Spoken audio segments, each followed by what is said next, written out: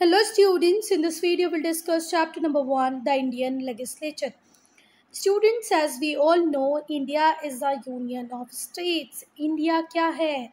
Union है. किसका union है? स्टेट्स का यूनियन है. हमेशा ध्यान रखना, इंडिया एक यूनियन है जो किससे मिलके बना है? स्टेट से मिलके बना है. इंडिया में दो लेवल पे गवर्नमेंट काम करती है. एक तो सेंट्रल लेवल पे पूरे इंडिया के लिए रूल्स रेगुलेशन बनाने वाली गवर्नमेंट जिसका प्राइम मिनिस्टर होता है. ठीक है, तो इसको बोलेंगे हम सेंट्रल लेवल गवर्नमेंट. ठीक हुई बात. अब एक पर्टिकुलर स्टेट की भी गवर्नमेंट होती है, जैसे हमारे मध्य प्रदेश की गवर्नमेंट, केरला की गवर्नमेंट, गोवा की गवर्नमेंट, महाराष्ट्र की गवर्नमेंट. ठीक है, तो दो लेवल पे आपको गवर्नमेंट मिलेगी. एक सेंट्रल लेवल पे जो पूरे इंडिया के लिए रूल्स रेगुलेशन बनाएगी, और एक स्टेट लेवल पे हर एक स्टेट की गवर्नमेंट. ठीक हुई बात. जो गवर्नमेंट होती है दोनों ही लेवल पे वो 3 ब्रांचेस या ऑर्गन्स में डिवाइड होती है. सेंट्रल गवर्नमेंट भी 3 ब्रांचेस में डिवाइड होती है, वैसे ही स्टेट गवर्नमेंट भी 3 ब्रांचेस में या 3 ऑर्गन्स में डिवाइड होती है.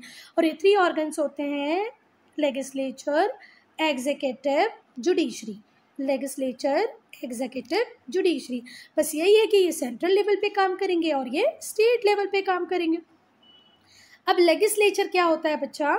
जो लॉज बनाने का काम करता है. लेजिस्लेचर का मेन काम क्या है? लॉज बनाना, नियम बनाना. ठीक हुई बात. कानून बनाना, नियम नहीं बेटा, कानून. लॉ का मतलब क्या होता है? कानून. ठीक है, कानून बनाने का काम किसका? लेजिस्लेचर का. फिर एग्जीक्यूटिव का काम क्या है? That give effects to the law. जो कानून बन गए हैं उनको इफेक्ट में लाना, उनको ऑन ग्राउंड फॉलो करवाना, ये किसका काम है? एग्जीक्यूटिव का. ठीक है, अब जुडिशरी क्या करेगी? चलो लेजिस्लेचर ने तो कानून बना दिए, एग्जीक्यूटिव ने उन कानून को इफेक्ट में ले आए. ठीक है, legislature stands for making new laws, executives for making them in effect और उन्हें ग्राउंड में लाने के लिए. जुडिशरी ग्राउंड में लाने के लिए मतलब फॉलो करवाना. फिर जो जुडिशरी होती है वो ब्रांच है बच्चा, वो ये देखती है कि जो भी कुछ कंट्री में हो रहा है, जो भी कुछ स्टेट में हो रहा है, वो सब लॉ के अकॉर्डिंग हो रहा है, कानून के अकॉर्डिंग हो रहा है. अगर कानून के अकॉर्डिंग हो रहा है तो ठीक है, और नहीं हो रहा है तो फिर जुडिशरी अपना काम चालू करेगी. तो स्टेट गवर्नमेंट भी 3 ऑर्गन्स के थ्रू काम करती है, लेजिस्लेचर, एग्जीक्यूटिव और जुडिशरी. सेंट्रल गवर्नमेंट भी तीनों ऑर्गन के थ्रू ही काम करती है, लेजिस्लेचर, एग्जीक्यूटिव और जुडिशरी. लेजिस्लेचर का काम होता है लॉज बनाना, मतलब कानून बनाना. ये वो लॉज को इफेक्ट में लाते हैं और ये देखते हैं कि हर चीज़ लॉ के अकॉर्डिंग हो रही है कि नहीं. अब हम देखेंगे टाइप्स ऑफ लेजिस्लेचर्स. ठीक है, इंडिया में 2 टाइप के लेजिस्लेचर्स आपको मिलेंगे. बाय कैमरल, जिसमें 2 हाउसेस होंगे, एक अपर हाउस और दूसरा लोअर हाउस. और एक यूनी कैमरल, यूनी से ही पता चल रहा है कि जिसमें 1 हाउस होगा. ठीक है, अब हमारा जो सेंट्रल लेजिस्लेचर है बेटा, उस सेंट्रल लेजिस्लेचर को ही हम क्या कहते हैं? पार्लियामेंट. हमारी पार्लियामेंट बाय कैमरल है. हमारी जो पार्लियामेंट है उसके अंदर कौन कौन आता है बेटा? प्रेसिडेंट, लोकसभा और राज्यसभा. ठीक है, पार्लियामेंट कंसिस्ट ऑफ, पार्लियामेंट के अंदर क्या क्या आता है? Indian parliament consist of president, Lok Sabha and Rajya Sabha. ध्यान रखना. चलो, लोकसभा को हम क्या कहते हैं बेटा? Lower house. It's lower house is called parliament. जो पार्लियामेंट का जो लोअर हाउस है उसे हम क्या कहते हैं? Lok Sabha. House of people. Lok Sabha को क्या कहते हैं? House of people. जो लोअर हाउस है पार्लियामेंट का उसे हम लोकसभा कहते हैं, वो है हाउस ऑफ पीपल. जो अपर हाउस है उसे हम राज्यसभा कहते हैं, council of states. Rajya Sabha is also known as council of state. Lok Sabha is also known as house of people. Lower house कौन सा है? लोकसभा. अपर हाउस कौन सा है? राज्यसभा. जो मेंबर ऑफ पार्लियामेंट होते हैं दोनों ही हाउसेस के, भले लोकसभा का हो या राज्यसभा का, उसे बोलते हैं मेंबर ऑफ पार्लियामेंट, एमपीज. चलो, जो लेजिस्लेचर है स्टेट का उसमें होता है गवर्नर ऑफ द स्टेट. ठीक है, and the houses of the state legislature. किसी में हाउस होगा, किसी में हाउसेस होंगे. अब जैसे यूनी कैमरल, हमारा जो मध्य प्रदेश है ये यूनी कैमरल है. यहाँ पर सिर्फ लेजिस्लेटिव असेंबली है, लेजिस्लेटिव काउंसिल नहीं है. ठीक है, पर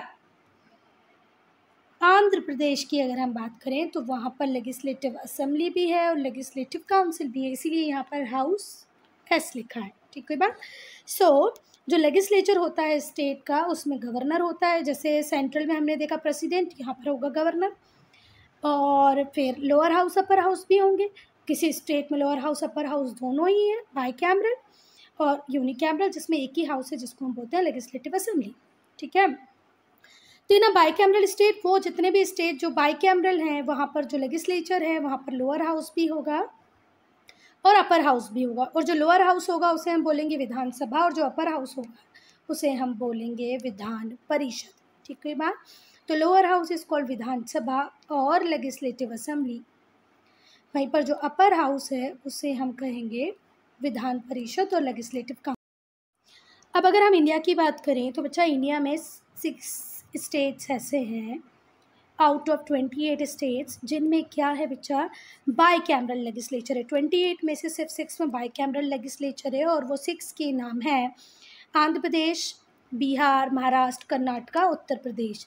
यहाँ पे तेलंगाना का नाम क्यों नहीं दिया है मुझे समझ में नहीं आ रहा, जबकि जो 6th स्टेट है जहाँ पर बाई कैमरल लेजिस्लेचर है वो है तेलंगाना, 6th स्टेट। ठीक है, तो कौन से स्टेट, आंध्र प्रदेश, बिहार, महाराष्ट्र, कर्नाटका, उत्तर प्रदेश और तेलंगाना, ये वो 6 स्टेट्स हैं जहाँ पर बाई कैमरल लेजिस्लेचर है। एक बार हो सकता है कोई रीसेंट इन्फॉर्मेशन हो जो मुझे नहीं पता, अपने टीचर से पूछना, ma'am why Telangana is not there. Otherwise 28 total state है, उस टोटल में से 6 में बाई कैमरल लेजिस्लेचर है जिसमें से तेलंगाना भी है। तेलंगाना का नाम आपकी बुक में नहीं है।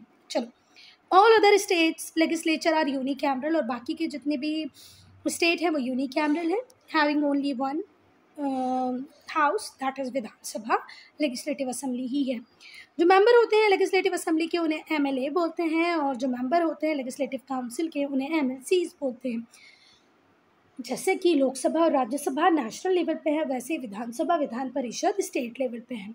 जो विधानसभा है जिसे हम लेजिस्लेटिव असेंबली कहते हैं ये लोअर हाउस है, और विधान परिषद अपर हाउस है, लेजिस्लेटिव काउंसिल है। ठीक है, तो जो लेजिस्लेटिव काउंसिल के मेंबर हैं उन्हें एमएलसी कहते हैं, और एमएलए हो गया लेजिस्लेटिव असेंबली के। चलो, तो अब हम पढ़ेंगे लोअर हाउस को। Lower house elections. चलो, तो जो लोग होते हैं वो अपने रिप्रेजेंटेटिव को चुनते हैं through elections. Elections are also called polls. Elections को ही हम क्या कहते हैं बच्चा, पोल्स कहते हैं। Elections to lower house of legislature are usually held once in every 5 year. हर 5 साल में एक बार इलेक्शंस होते हैं, भले वो लोकसभा के लिए हो या लेजिस्लेटिव असेंबली के लिए हो। ठीक है, तो जो इलेक्शंस हैं लोअर हाउस के लिए, लेजिस्लेचर के लोअर हाउस के लिए यूजुअली हर 5 साल में होते हैं। For the purpose of election, जो टेरिटरी होती है पूरी कंट्री की उसको स्मॉल एरियाज़ में डिवाइड कर देते हैं, जिसे हम क्या बोलते हैं, कॉन्स्टिट्यूएंसीज।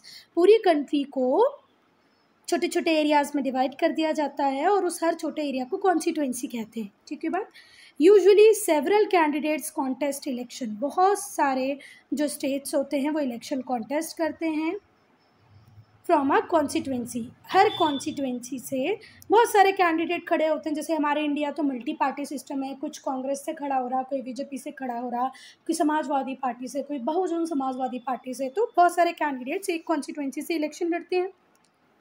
अ कैंडिडेट में represent a political party. Candidate एक पॉलिटिकल पार्टी को रिप्रेजेंट करता है, पर कुछ कैंडिडेट होते हैं वो बोलते हैं कि नहीं, हम कोई पॉलिटिकल पार्टी के साथ एसोसिएट नहीं होंगे, हम इंडिपेंडेंट कैंडिडेट रहेंगे। तो इंडिपेंडेंट कैंडिडेट को क्या भी कहते हैं, नॉन पार्टी कैंडिडेट या निर्दलीय उम्मीदवार। अपने पेरेंट्स को तुम लोग पूछ सकते हो पापा इंडिपेंडेंट कैंडिडेट क्या होता है, ये निर्दलीय उम्मीदवार क्या होता है, तो वो आपको और अच्छे से बता देंगे। ठीक है बात। तो basically I am going to contest the election, if I am going to contest the election I will associate with any of the political party. क्योंकि बीइंग अ इंडिविजुअल, मुझे जाने ना जाने व्यक्ति पॉलिटिकल पार्टी को जानता है। ठीक है, पर कुछ लोग बोलते हैं कि मुझे पॉलिटिकल पार्टी से मतलब नहीं है, being an individual I am very important, लोग मुझे वोट देंगे। तो वो नॉन पार्टी कैंडिडेट भी हो सकता है, इंडिपेंडेंट कैंडिडेट हो सकता है। Voting is done by secret ballot. अब सीक्रेट बैलेट का मतलब क्या होता है कि आप जिसको भी इलेक्शन में वोट दे रहे हो, आपके अलावा किसी और को पता नहीं चलेगा कि आपने किसको वोट दिया। ठीक है बात। जो सीक्रेट बैलेट का सिस्टम होता है, सिस्टम में जो बैलेट, जो वोट होता है, जो हर एक वोटर कास्ट कर रहा है, उसे सीक्रेट रखा जाता है।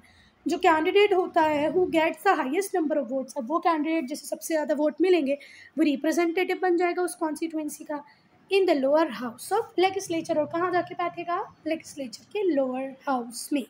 ठीक है बात। तो जो जीता वो बन गया रिप्रेजेंटेटिव उस कॉन्स्टिट्यूएंसी का। अब इतनी बड़ी कंट्री है इंडिया, वहाँ पर इलेक्शन करवाना कोई आसान बात नहीं है भाइयों। और बहनों दोनों। तो हु कंडक्ट द इलेक्शन, कौन इलेक्शन करवाता है? तो इलेक्शन कंडक्ट कराने के लिए हमने एक स्पेशलाइज्ड बॉडी बना दी है, इलेक्शन कमीशन। ठीक है बात। Elections to the Indian legislature are conducted by election commission. ठीक है बात। चलो, जो इलेक्शन कमीशन होता है वो इलेक्शन की डेट को फिक्स करता है, कब इलेक्शन होंगे। ठीक है, फिर कॉन्स्टिट्यूएंसीज को मार्क आउट करता है, पोलिंग बूथ सेट करेगा, और इससे भी ज़्यादा पूरा जो काम होता है A to Z related to election, वो सब देखना इलेक्शन कमीशन की बात होती है। Where people cast their votes, polling booth कहाँ होंगे जहाँ पर लोग आके अपने वोट को देंगे। ये बैलेट पेपर प्रोवाइड कराता है, पर अब बैलेट पेपर से तो इलेक्शंस नहीं होते, अब तो किससे होते हैं? Electronic voting machine, EVMs। पहले एक ऐसा पेपर मिलता था, एक मिनट को बताती हूँ, इस तरीके का एक पेपर होता था। उस पेपर पे यहाँ कैंडिडेट का नाम होता था और उसके साथ उस कैंडिडेट का जो साइन होता था वो भी होता था, और यहाँ पर आपको अंगूठा लगाना होता था। फिर ये दूसरा कैंडिडेट का साइन होगा और उसका नाम होगा और यहाँ पर आपको अंगूठा लगाना होता था। वो सील लगानी होती थी, जो सील यहाँ पर रखी होती थी वो उठा के आप यहाँ लगा देते थे। पर इस सीक्रेट बैलेट में पेपर का भी दुनिया भर का खर्चा होता था। कई बार कैंडिडेट यहाँ पर सील लगा गया तो अब वो कांग्रेस को वोट दिया, बीजेपी को वोट दिया, पता ही नहीं चलता। तो ये सारी झंझटों को ख़त्म करके हमने किसकी शुरुआत कर दी बच्चा? इलेक्ट्रॉनिक वोटिंग मशीन से इलेक्शन करवाने की शुरुआत की, है ना। Through which voter register their choice, और इलेक्ट्रॉनिक वोटिंग मशीन के थ्रू हम हमारी चॉइस को बता सकते हैं। जो सबसे ज़्यादा चॉइस वाली पार्टी होगी वही क्या बनाएगी? गवर्नमेंट। जो कमीशन है फिर वो वोट को काउंट करती है और रिजल्ट डिक्लेयर कर देती है। ठीक, कोई बात। और बेटा ये जो इलेक्शन कमीशन होता है इसका होता है एक चीफ इलेक्शन कमिश्नर। कौन होता है बच्चा? Chief election commissioner. और ये बहुत ही पावरफुल पोस्ट है, चीफ इलेक्शन कमिश्नर की जो पोस्ट है बहुत ही पावरफुल है। करंट चीफ इलेक्शन कमिश्नर हैं राजीव कुमार। कौन है current election commissioner? Rajiv Kumar. ठीक है बात। बहुत ही एक स्ट्रॉन्ग पोजीशन होती है CEC की जो पोजीशन होती है। तो अभी कौन है current CEC? Rajiv Kumar. Who can choose member, अब कौन चूज कर सकता है अपने कॉन्स्टिट्यूएंसी के रिप्रेजेंटेटिव को? हर वो व्यक्ति जिसकी एज 18 या 18 साल से ऊपर है। ठीक है, उसके पास राइट है कि वो वोट डाल दे, अपने रिप्रेजेंटेटिव को चुन ले। इसी को बोलते हैं यूनिवर्सल एडल्ट फ्रेंचाइज। जब आपकी कंट्री में एक एलिजिबल जो एज है उसके बाद जब आपने हर व्यक्ति को परमिशन दे दी कि भैया आप इतनी एज के हो के आप वोट डाल सकते हो, इसी को क्या बोलते हैं? Universal adult franchise. ठीक है बात। The names of those who can vote are recorded in voter list. पहले से ही वोटर लिस्ट तैयार हो जाती है जिसमें जिन लोगों की डेथ हो गई होती है उनका नाम हटा दिया जाता है। देखो 5 साल में इलेक्शन होते थे, तो हो सकता है इस ईयर मैंने वोट नहीं दिया क्योंकि मैं 17 हूँ, पर मैं आने वाले इलेक्शंस में वोट दूंगी। हो सकता है कोई बंदा जो 16 ईयर का था पर अब 5 साल बाद इलेक्शन हो रहे तो वो भी वोटिंग एज में आ जाएगा। तो वोटिंग लिस्ट पहले से प्रिपेयर कर ली जाती है जिसमें सारे एलिजिबल वोटर्स का नाम होता है। वोटर्स लिस्ट, वोटिंग लिस्ट नहीं, वोटर्स लिस्ट। वोटर्स लिस्ट पहले से प्रिपेयर कर ली जाती है जिसमें जितने भी एलिजिबल वोटर्स होते हैं उनका नाम होता है। जो प्रेसिडेंट होता है इंडिया का वो नॉमिनेट करता है 2 मेंबर्स को from Anglo Indian community in Lok Sabha. If there are not enough elected members to represent the community, अगर इस पर्टिकुलर एंग्लो इंडियन कम्युनिटी से मेंबर्स इलेक्ट होके नहीं आए तो जो हमारा प्रेसिडेंट होता था वो नॉमिनेट कर देता था 2 लोगों को इस पर्टिकुलर कम्युनिटी से। पर ऐसा है बच्चा कि अब जो इलेक्शन होंगे 2024 में, इसमें ये वाली सीट्स नहीं होगी। दो दो जो नॉमिनेशंस प्रेसिडेंट करता था एंग्लो इंडियंस का, अब हम वो नहीं देंगे। हो गया बहुत। 1947 में जितने बच्चे रह भी गए होंगे अंग्रेजों के यहाँ पर, अब वो इतने बड़े हो गए हैं या कुछ तो भगवान के पास भी पहुँच गए होंगे कि अब हमें इस रिप्रेजेंटेशन की ज़रूरत नहीं है। तो जो एंग्लो इंडियंस कम्युनिटी को रिप्रेजेंटेशन देने के लिए हमने 2 सीट्स को रिजर्व रखा था लोकसभा में कि इनको प्रेसिडेंट अपॉइंट कर देगा। 2024 के इलेक्शंस में ऐसा नहीं होगा। आप आगे गूगल में इसके रिगार्ड्स में और पढ़ सकते हैं। ये नरेंद्र मोदी ने 2020 जनवरी में डिसीजन ले लिया था कि no more nominated members in Lok Sabha. Basically कौन? एंग्लो इंडियंस नहीं होंगे। ठीक है, इलेक्टेड होके आ जाए, कोई जिंदा बचा हो तो बात अलग है। अब अगर आपको बच्चों ये भी नहीं पता हो कि एंग्लो इंडियंस किसको कहते हैं तो प्लीज़ कमेंट सेक्शन में लिखना। बहुत दिनों से ये वीडियो मैं बनाने का सोच रही हूँ पर बना नहीं पा रही हूँ। एक आध कमेंट आ जाएगा तो हो सकता है बना दूँ। Who can be a member to become a member of lower house of legislature a person. अगर आपको इलेक्शन कॉन्टेस्ट करना है, लोकसभा का मेंबर बनना है, तो पहली चीज़ जो पहली रिक्वायरमेंट है कि आपको इंडिया का सिटीजन होना चाहिए। दूसरा, आपकी एज 25 साल होनी चाहिए। तीसरा, आप बैंकक्रप्ट ना हो, मतलब आपकी जो लाइबिलिटी है वो आपके एसेट से ज़्यादा ना हो, मतलब आपके ऊपर ज़्यादा कर्जा ना हो। ठीक है, आप जो भी कुछ आपकी देनदारियाँ उनको देने में सक्षम हो, मेंटली साउंड हो, मतलब पागल ना हो, और आप किसी गवर्नमेंट जॉब में ना हो। अगर आप गवर्नमेंट जॉब में हैं तो आप फिर इलेक्शन कॉन्टेस्ट नहीं कर सकते। ठीक, कोई बात। प्रिसाइडिंग ऑफिसर, चलो प्रिसाइडिंग ऑफिसर क्या होता है बच्चा? देखो, जब लोकसभा में लोग बैठे हुए हैं, सारे रिप्रेजेंटेटिव बैठे हुए हैं, डिस्कशन कर रहे हैं, तो एक ना एक कोई व्यक्ति चाहिए ना जो उनको कंट्रोल करे, आप बोलो आप मत बोलो।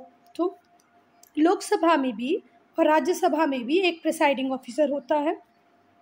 लोकसभा में जो प्रिसाइडिंग ऑफिसर होता है उसे बच्चा हम स्पीकर कहते हैं, और राज्यसभा में जो होता है उसे हम चेयरमैन कहते हैं।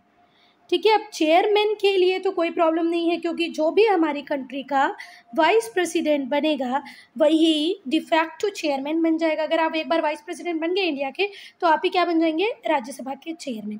पर स्पीकर के लिए जो भी पार्टी जो मेजॉरिटी में होती है, जो सरकार बनाती है, जो रूलिंग पार्टी होती है, रूलिंग पार्टी में से ही कोई क्या बन जाता है? स्पीकर। ठीक है, पर वो स्पीकर होता जरूर रूलिंग पार्टी का है, पर वो अपनी पार्टी के लिए नहीं, इम्पार्शियली काम करता है। चलो, तो प्रिसाइडिंग ऑफिसर की बात करें।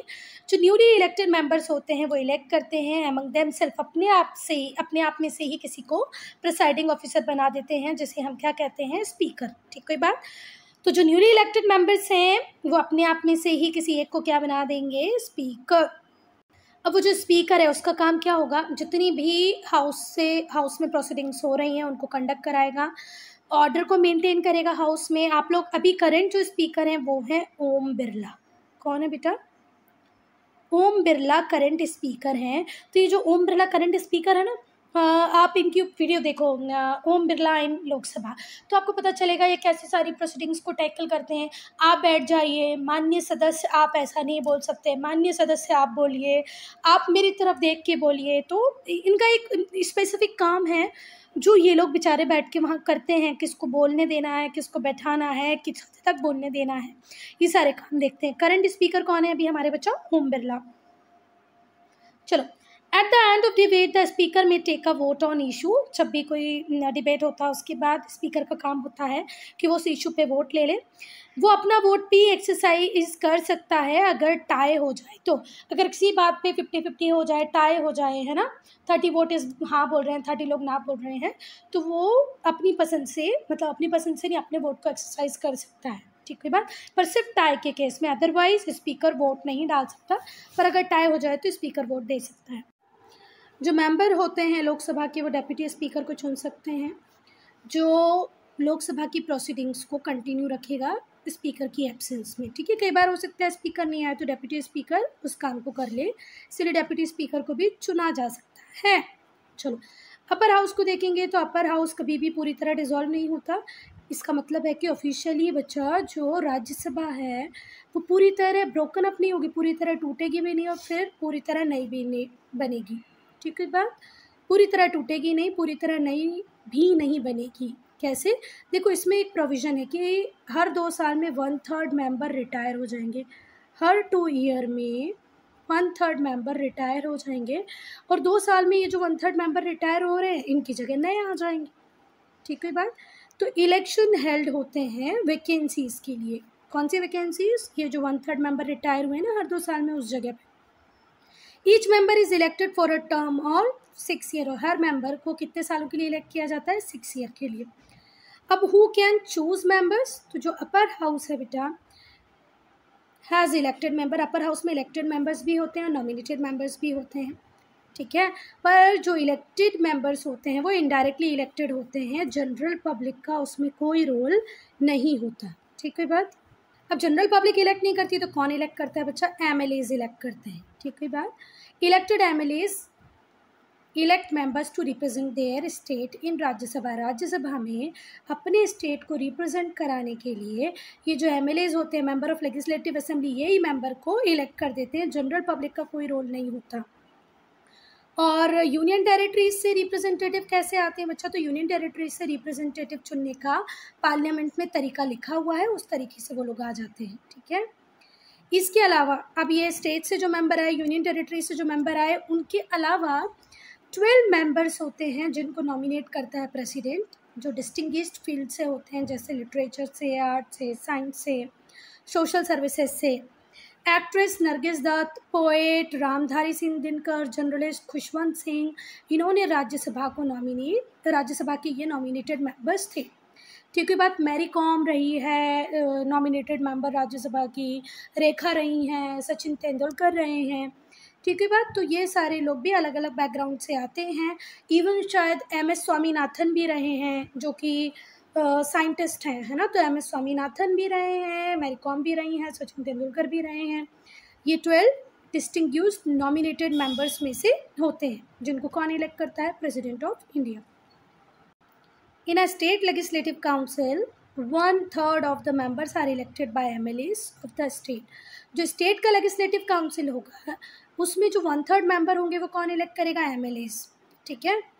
और जो 1/3 होंगे उन्हें इलेक्ट करेंगे लोकल गवर्नमेंट बॉडीज़, जैसे municipalities, district board, so on. 1/12 member elect करेंगे यूनिवर्सिटी ग्रेजुएट जो उस स्टेट में रहते होंगे। 1/12 इलेक्ट करेंगे टीचर्स जो सेकेंडरी स्कूल, कॉलेज और यूनिवर्सिटीज़ के होंगे। रिमेनिंग 1/6 नॉमिनेट करेगा गवर्नर उस स्टेट का। Among persons who have excelled in art, literature, social work etcetera. जैसे हम लोगों ने देखा कि राज्यसभा के लिए नॉमिनेशन दे रहे थे प्रेसिडेंट, वैसे ही लोकसभा के लिए नॉमिनेशन देंगे कौन? गवर्नर। ठीक है बात। तो यहाँ थोड़ा कॉम्प्लिकेशंस हैं, अगर मैम पूछे तो लर्न होना चाहिए कि 1/3 कौन इलेक्ट करेंगे? MLAs। फिर 1/3 कौन इलेक्ट करेंगे? गवर्नमेंट बॉडीज जैसे म्यूनसिपालिटी, डिस्ट्रिक्ट बोर्ड्स। 1/12 इलेक्ट करेंगे यूनिवर्सिटी ग्रेजुएट। 1/12 फिर इलेक्ट करेंगे teachers of secondary school, colleges, universities. Remaining 1/6 को गवर्नर नॉमिनेट करेगा। तो ये थोड़ा सा कॉम्प्लिकेटेड हो सकता है, कुछ ज़्यादा स्पेशल नहीं है, उसमें लर्न कर लोगे तो हो जाएगा। 1/3, 1/12 और अगेन 1/6। ठीक है, लर्न जाना चाहिए। Who can be a member? Member कौन हो सकता है? सेम, बस एज का डिफरेंस है लोकसभा और राज्यसभा में, बाकी सारी चीज़ें सेम है। इंडिया का सिटीजन होना चाहिए, तो लोकसभा में भी हमने यही देखा था। लोकसभा में एज हमने 25 ईयर देखी थी, राज्यसभा में एज 30 ईयर है। बैंकरप्ट नहीं होना चाहिए, मतलब दिवालिया नहीं हो, मेंटली अनसाउंड, पागल ना हो, और कोई गवर्नमेंट जॉब में भी ना हो। तो सारी चीज़ें सेम है, सिर्फ एज का फ़र्क है। उधर 25 साल थी, इधर 30 साल है। प्रिसाइडिंग ऑफिसर, जो चेयरमैन होता है वो अपर हाउस को प्रिसाइड करता है। जो वाइस प्रेसिडेंट होता है हमारी कंट्री का, वही चेयरमैन बन जाता है राज्यसभा का। He is an ex officio chairman because he holds the post by virtue of his office. ठीक है बात। एक बार वाइस प्रेसिडेंट बन जाओ तो राज्यसभा के चेयरमैन बन ही जाओगे। अगर डेप्यूटी चेयरमैन नहीं हो तो डेप्यूटी चेयरमैन प्रिसाइड करेगा मीटिंग को। ठीक है बात। जो मेंबर होते हैं राज्यसभा के वो डेप्यूटी चेयरमैन को इलेक्ट कर लेते हैं, अपने में से किसी एक को डेप्यूटी चेयरमैन बना लेते हैं, और वो डेप्यूटी चेयरमैन जब चेयरमैन नहीं होता तो मीटिंग को प्रॉपर्ली चलाता है, राज्यसभा को प्रॉपर्ली चलाता है। जो चेयरमैन है और डेप्यूटी चेयरमैन है स्टेट लेजिस्लेटिव काउंसिल के, are elected by members of council from among themselves.